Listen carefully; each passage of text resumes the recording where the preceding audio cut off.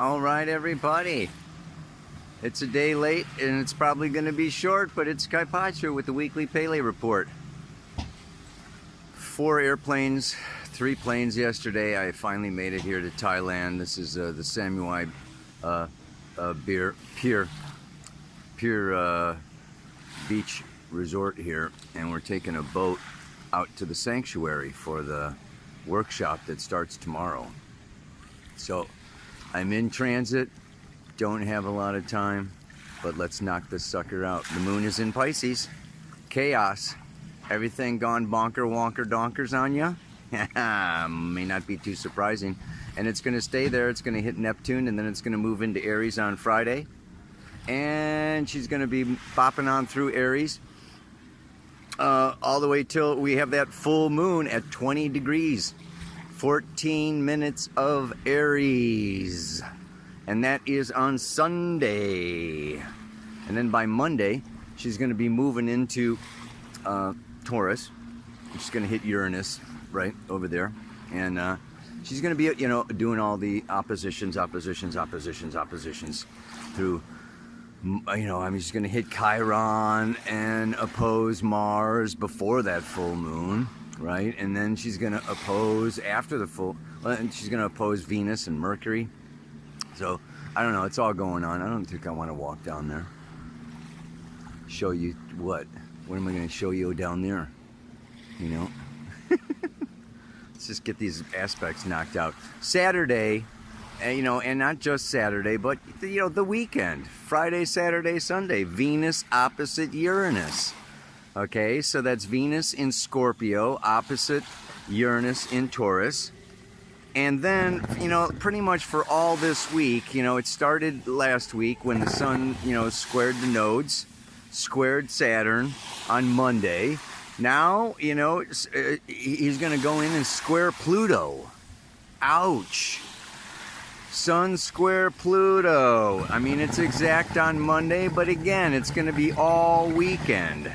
So this is like, get ready for the, I'll talk to you about what it means. Oh yeah, look, these guys are going for it, man.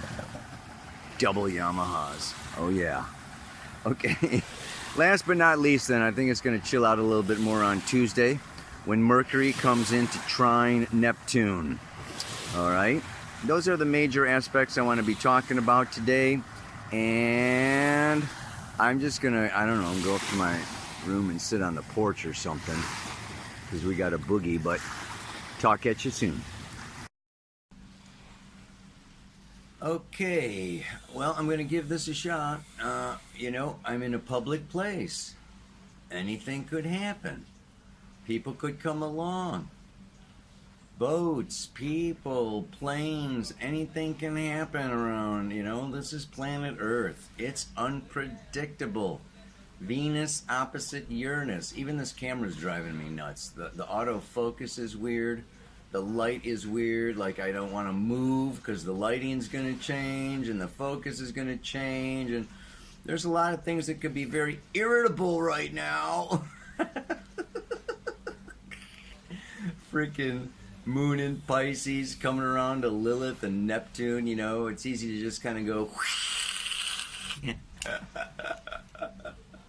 Oh man. But yeah, seriously, this is a very intense time period, and the intensity is not going to let up for quite some time. After the sun squares Pluto this week, okay, Mars comes around. Mars squares the nodes. Mars squares Saturn like around October 28th or so, squares Pluto around November 5th. I mean, we're in kind of a dark tunnel here. Okay, put on your headlamps,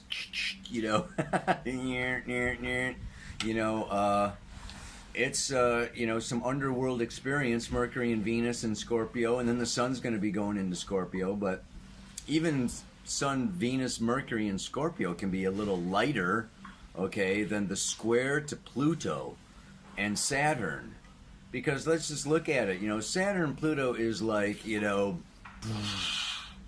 the big bad guy, okay? I mean, I liken it to Donald Trump. Donald Trump is the perfect Saturn Pluto, okay, you know.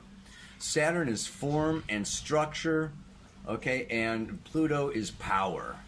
And it's just a big ball of power. In some cases, we don't want to, you know, what do we say? Confuse power with force, but they do have some things in common now, don't they? Yeah? But this is like, you know, it's like a German tank, okay? It's like those road rollers, you know, when they lay down a new road and they roll over it with those big, huge rollers. That's the way I see Saturn and Pluto, you know. And don't get in the way of one of those rollers or you will get flattened out right on the road. So Saturn and Pluto in Capricorn now, okay, and this is going on all through 2020, is just wanting to roll everything out. Like run over you, run over me, run over us. And it can be considered the dark force. So we're looking for Jedi Knights here. I don't like to get lost in the polarities. Okay, you know, I like to be fifth dimensional, you know, and Neptunian, you know, even beyond multi-dimensional. And of course, you know, I do when I go into my yoga meditative states. I try to make those meditative states more regular. However, this is the third dimension, and our bodies do exist in the third dimension. We are spiritual beings in animal bodies, okay? So it's just like, deal with it. This is pressure. Pressure. Pressure makes diamonds. What we want to see this pressure, okay, as turning us, forcing us, pushing us, condensing us, incarnating us, evolving us into brilliant diamonds. In the meantime, it's highly uncomfortable. There may be ego confrontations that it's necessary for us to summon up from deep within us that Kundalini Chi force in order to face and hold our ground and stand firm and tall and maintain our dignity and our authority in the face of external forces, people, Mother Nature, governments, banks, other authority figures that are trying to steal it, rob it, or take it away from us. This is still Mars opposite Chiron.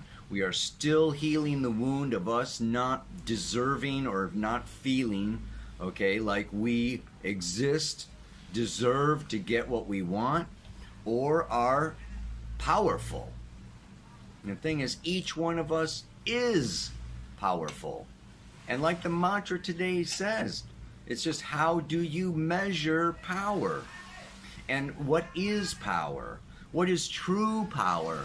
What is the misuse of power? What is powerful? What is powerless? I mean, this is a big word. And it has a lot of different connotations, a lot of different applications. And make no mistake about it.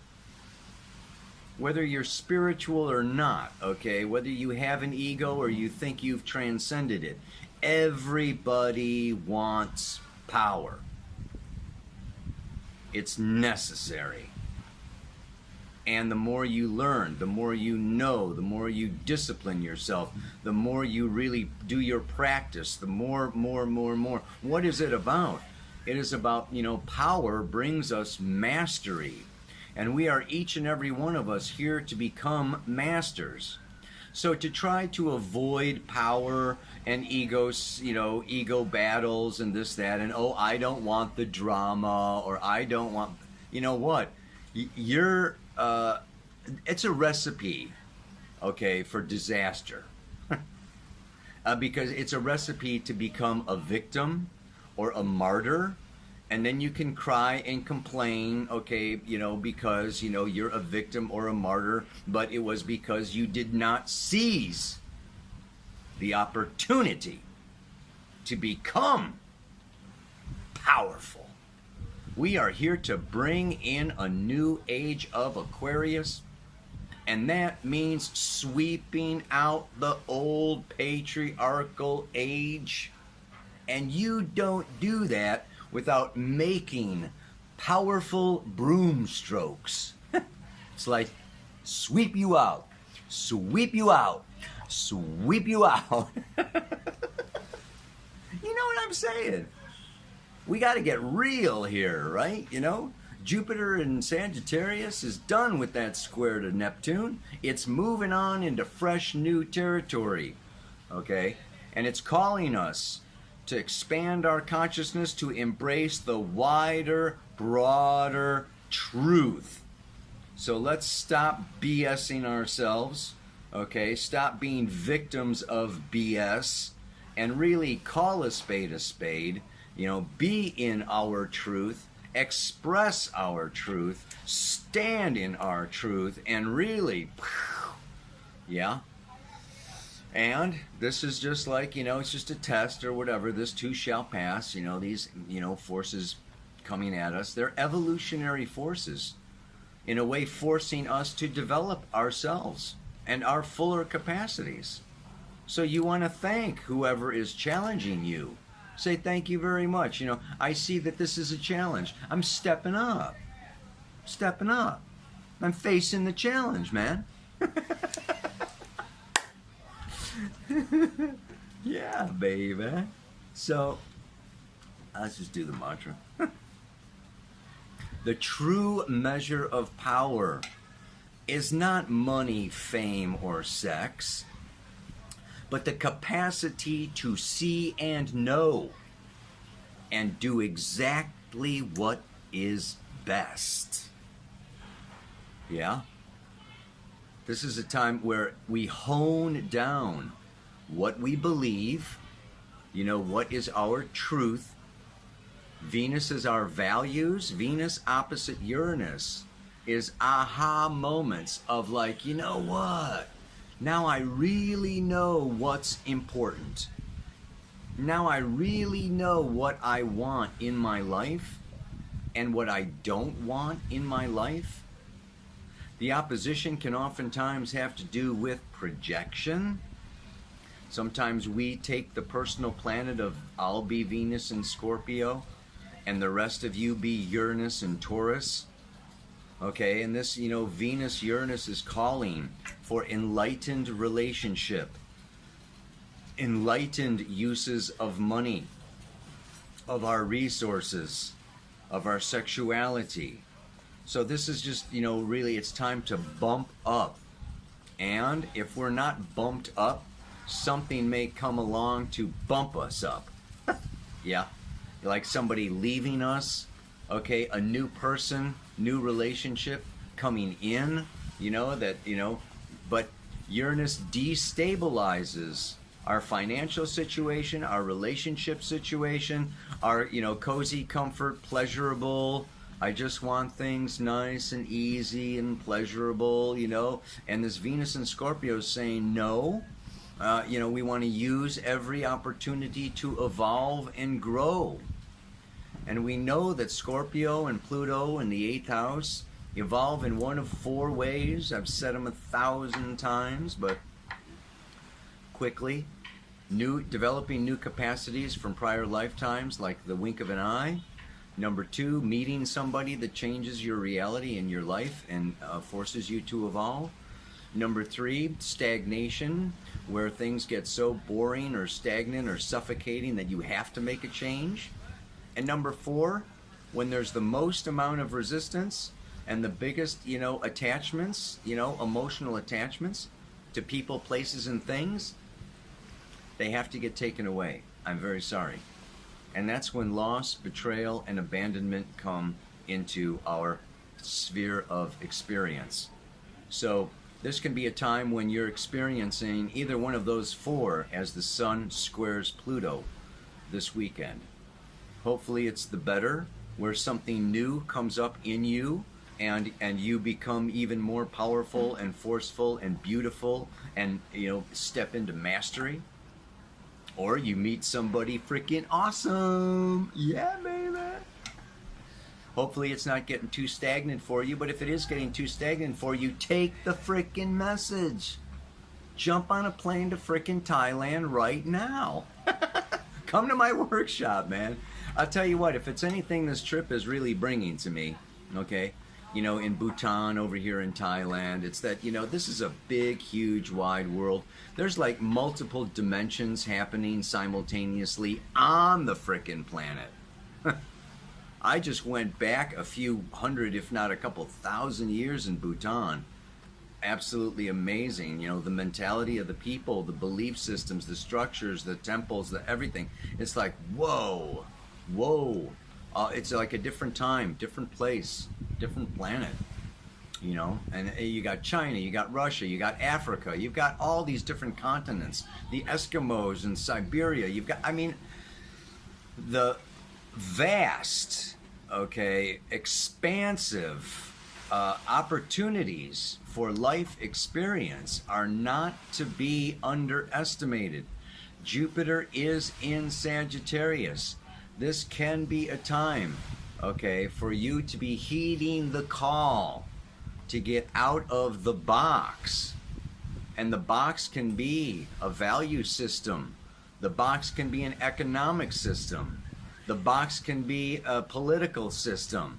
The box can be any, you know, a relationship. I mean, there are so many boxes, you'd think it was Christmas.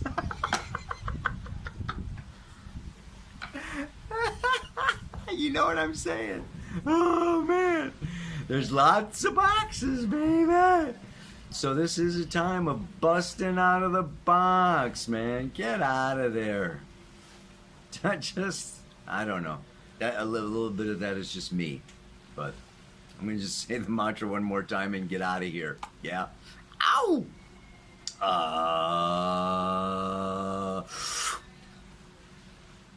The true measure of power is not money, fame, or sex, but the capacity to see and know and do exactly what is best.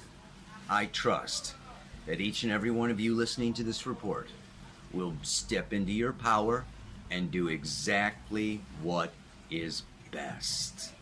Namaste, aloha, so much love.